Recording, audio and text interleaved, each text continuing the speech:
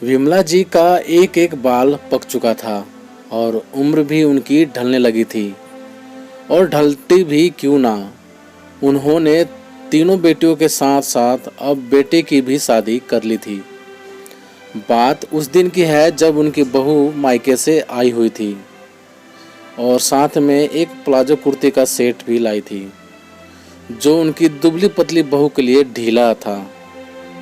साथ ही उनकी मझली बेटी का 7वां महीना लग गया था और विमला जी चाहती थी कि उनकी बेटी मायके में आ जाए, जिससे उसे डिलीवरी के समय कोई भी परेशानी ना हो।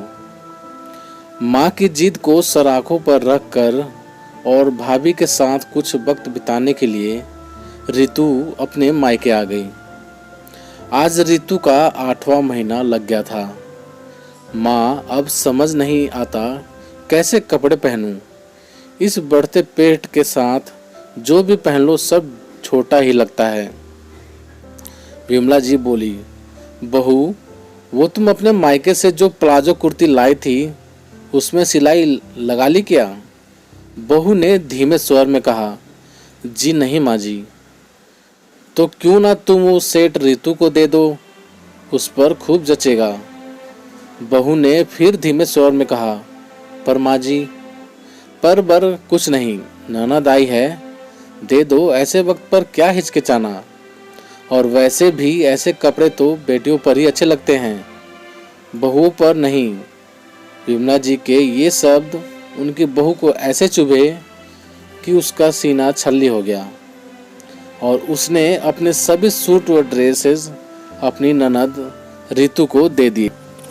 समय बीतता गया और वो दिन आ गया जिस दिन रितु को प्रसव पीड़ा शुरू हो गई और उसने एक सुंदर सी बच्ची को जन्म दिया।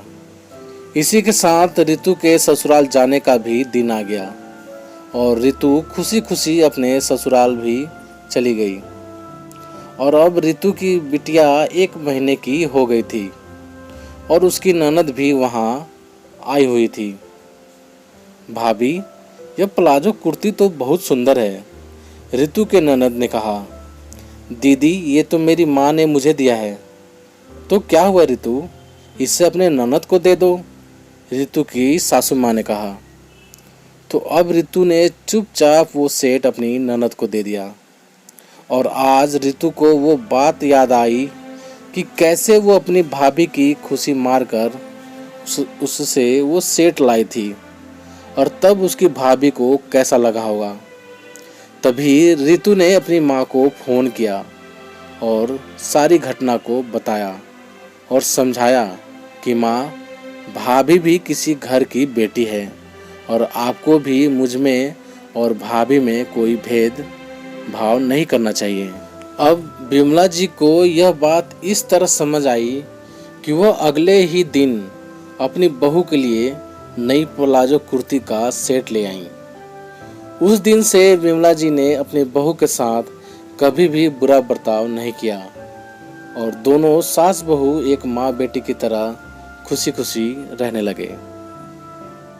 तो प्यारे दोस्तों, आप सभी को ये कहानी कैसी लगी प्लीज़ कमेंट करके हमें ज़रूर बताना। यदि कहानी आप सभी को अच्छी लगी हो तो लाइक करना, शेयर करना और हमारे चैनल पर नए हो तो प्लीज़ चैनल को सब्सक्राइब भी ज़रूर कर देना। तो चलिए दोस्तों, मिलते हैं आप सभी से एक और नई कहानी के साथ। तब तक के लिए जय हिंद, वंदे मातरम।